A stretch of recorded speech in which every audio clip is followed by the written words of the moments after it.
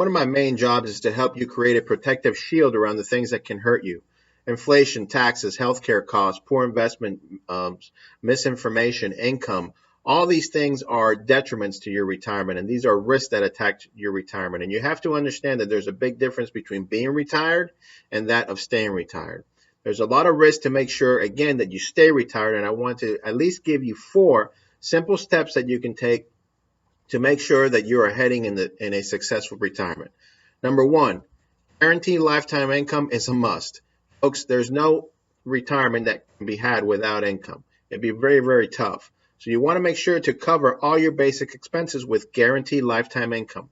That's a paycheck that happens like clockwork, automatic pilot, no matter what. Now, what counts as a lifetime income? Well, there's 3 sources. You got Social Security. Social Security is a lifetime income annuity.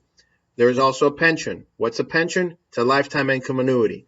All right. If one of these is missing, which a lot of times most people don't have a pension anymore, then you go out and you take a portion of your money and you buy a lifetime income annuity that can provide you, again, that paycheck no matter what. Now, why is it important to have a lifetime income annuity, or why is it important to have a guaranteed source of income? Because it takes so much risk off the table. And one of the main things that it does is takes longevity risk off the table. So no matter how long you live, meaning a long time, you have that check no matter what, like clockwork for you and your spouse.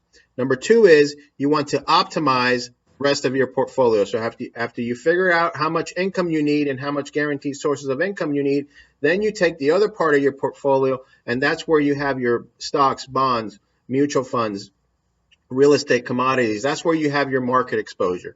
And this portion of your money is protected against inflation. All right. So this is where we optimize that portfolio, and over time, we're going to take chunks of that portfolio and buy more guaranteed income because, of course, to allow your income to be inflation protected as well. Number 3 is you got to plan for long-term care. This is one of the biggest risks that people take because they have no understanding of the effects of not having a long-term care plan. It can totally wipe out your retirement for you and your spouse. Okay, so how can you do this? How can you protect against long-term care? Well, there's a number of ways to cover long-term care. You can buy an insurance policy. You can buy a life insurance policy for some long-term care benefits, with some long-term care benefits. You can buy an annuity with a long-term care benefit.